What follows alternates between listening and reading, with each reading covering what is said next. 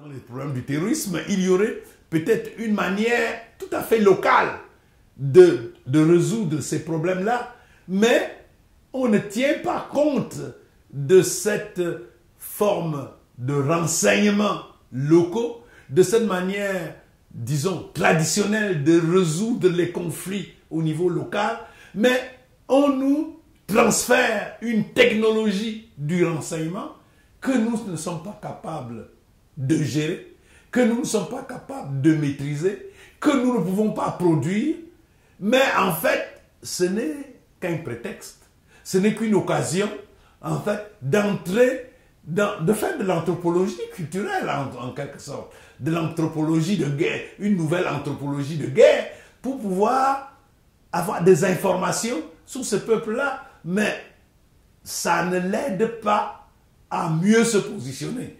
Il n'y a pas un avantage lorsque cette technologie-là va se dégager.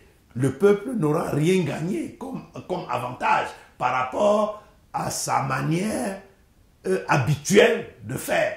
Et c'est ça parce que quand elle vient, il n'y a pas d'interpénétration. Il n'y a pas d'interpénétration entre la technologie qui vient de l'extérieur et les manières locales de le faire. Parce qu'il faut dire que ces peuples-là avaient toujours vécu, il y avait toujours eu un certain nombre de conflits, et il y avait une manière de résoudre ce conflit-là. Mais il faudrait en tenir compte. Il faudrait peut-être, non pas nous avoir nécessairement des agents de renseignement, non pas nous simplement nous vendre des armes et du matériel sophistiqué de renseignement, mais aussi nous aider à nous former, nous accompagner dans la formation pour que nous puissions résoudre ces problèmes-là de manière autonome. Et je crois que c'est véritablement là le piège qui nous guette, nous autres, en Afrique. C'est-à-dire notre incapacité à développer un savoir endogène. Pour résoudre tous nos problèmes, ça peut être le problème de l'agriculture, nous développer de manière endogène.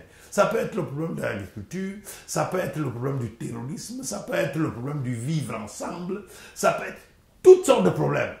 Donc, lorsque ces problèmes-là surgissent, au lieu de nous poser des questions sur nous-mêmes, en nous interrogeant sur ce que nous avions l'habitude, sur ce que nos ancêtres, la manière dont nos ancêtres avaient l'habitude de faire. Je ne dis pas qu'il faut s'arrêter à la manière dont nos ancêtres avaient l'habitude de nous gérer. On peut le faire et en ce moment-là, adapter cette technologie-là à la technologie moderne et en ce moment-là, trouver des solutions en interne pour nos propres problèmes. C'est ce que, désolé de revenir là-dessus, c'est ce que j'avais imaginé pour l'Université des montagnes. Nous allons prendre l'exemple de ce qui s'est fait en Afrique, de ce qui s'est fait en Occident, de ce qui se fait en Europe, en Amérique, en Asie éventuellement, et nous allons réfléchir comment, compte tenu de notre contexte, tenir compte de tout ce que les autres ont fait pour pouvoir accélérer notre développement par nous-mêmes et pour nous-mêmes. C'est ça le véritable problème de l'Afrique. Et je crois que le plus souvent, les Africains croient que ce sont les autres. C'est la technologie venue d'ailleurs. Ce sont les hommes et les femmes venus d'ailleurs qui vont les aider à se tirer d'affaire. Et je crois que ça c'est l'erreur fondamentale. C'est l'erreur catastrophique que nous sommes en train de commettre. Pour revenir à l'Université des montagnes, n'étiez-vous pas trop idéaliste, sachant que les gens de par le monde sont motivés par le gain financier et que si le contexte politico-social le leur permet, ils n'hésiteront pas à agir contre l'éthique et la raison? Qu'est-ce qui vous avait poussé à penser que le Cameroun était prêt pour cette institution, telle décrite dans votre livre « Pour solde de tout compte » ? Je ne pense pas que par rapport à l'Université de montagne, on peut nous tarcer d'avoir été trop idéaliste. Et encore que, il faut toujours être idéaliste. C'est un peu comme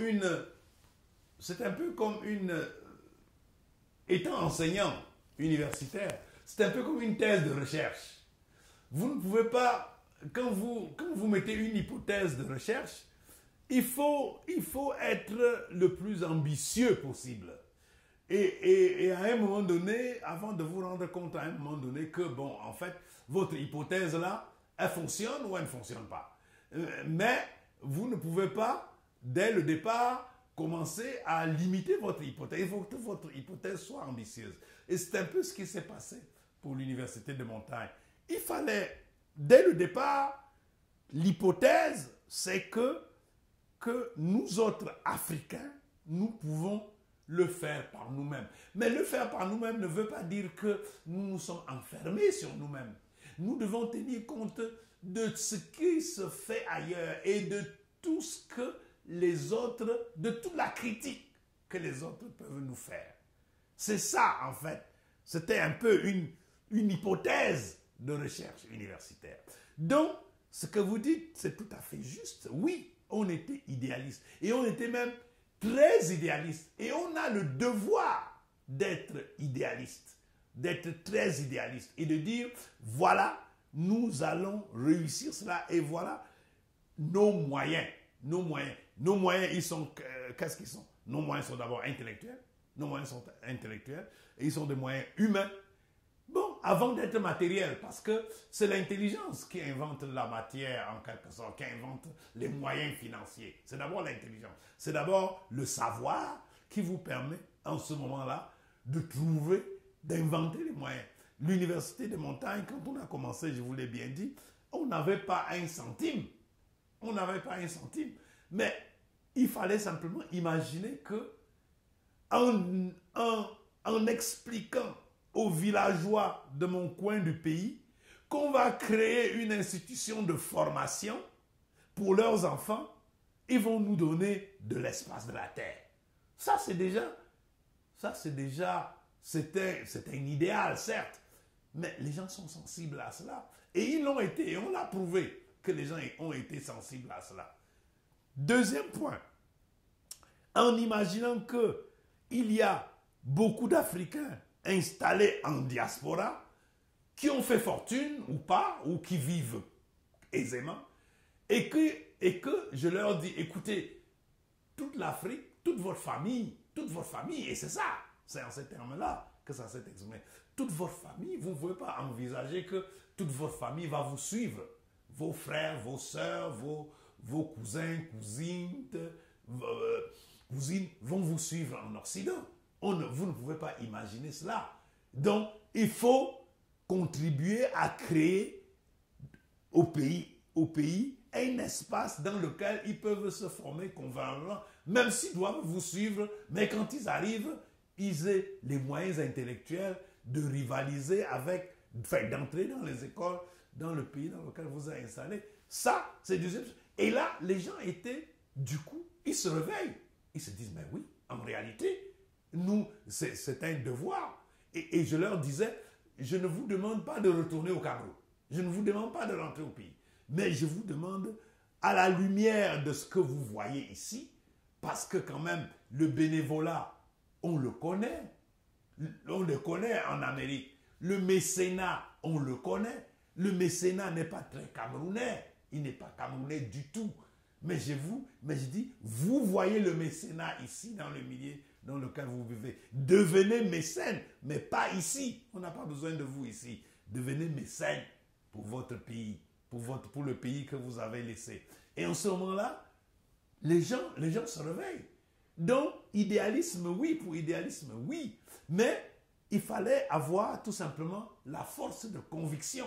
La force de conviction et d'amener les gens à réfléchir aux choses auxquelles ils n'avaient pas avancé. Et beaucoup de personnes se sont rendues compte qu'il leur coûtait moins cher de former un informaticien au Cameroun pour le Cameroun, de former un pharmacien au Cameroun pour le Cameroun, que de lui dire viens au Canada, viens, et de se heurter aux problèmes d'immigration, aux problèmes d'admission dans les écoles, etc., etc., aux problèmes de survie, aux problèmes d'adaptation culturelle, etc.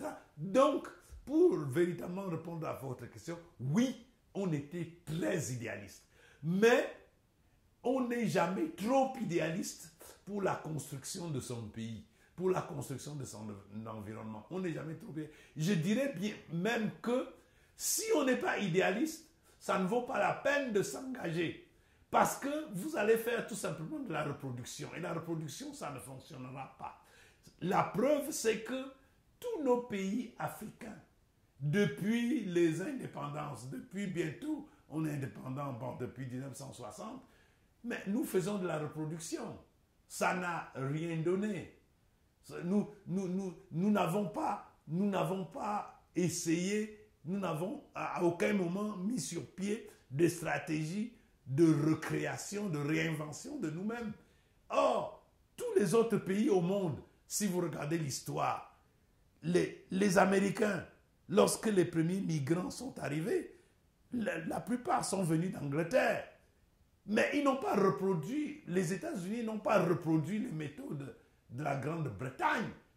Ils n'ont pas renié la Grande-Bretagne. Mais ils ont essayé de reconstruire quelque chose qui leur ressemble, mais qui n'est pas l'Angleterre. C'est cela, en fait, qu'il faut faire. C'est cela. Et tous ceux qui essayent simplement de reproduire, eh bien, ça ne fonctionne pas. Ça ne fonctionne pas parce que vous ne pouvez pas, celui qui a le modèle original ne vous donnera jamais la clé de son modèle. Il ne vous donnera jamais la clé. Parce qu'il a breveté la clé. Et il garde donc le secret dans un coffre-fort. Dans un coffre-fort. Il vous appartient d'inventer votre modèle, n'est-ce pas, et de le breveter. Et d'avoir la clé pour pouvoir avancer. Donc, idéalisme, oui. Trop idéaliste, peut-être. Peut-être fallait-il aller plus lentement, mettre plus de garde-fous. Mais bon, le monde avance par à-coups. C'est comme ça qu'il faudrait peut-être le dire. L'erreur peut-être que nous avons faite de ne pas avancer par à-coups, de ne pas avancer lentement, de vouloir aller très vite, en 15 ans, d'avoir réussi à créer une école qui tournait rondement. Peut-être que la génération d'après va venir et se dire, mais peut-être il y avait là un travail auquel les collaborateurs n'ont pas vraiment totalement adhéré, faute d'avoir compris quels étaient les enjeux internes. Peut-être c'est ainsi que le monde avance. Et nous n'avons pas perdu tout espoir. Pas pour nous, pas pour notre génération, mais pour les générations futures, qu'on a ouvert là une voie, qu'on a ouvert là une voie qui peut-être sera continuant d'être prospectée par de nouvelles générations.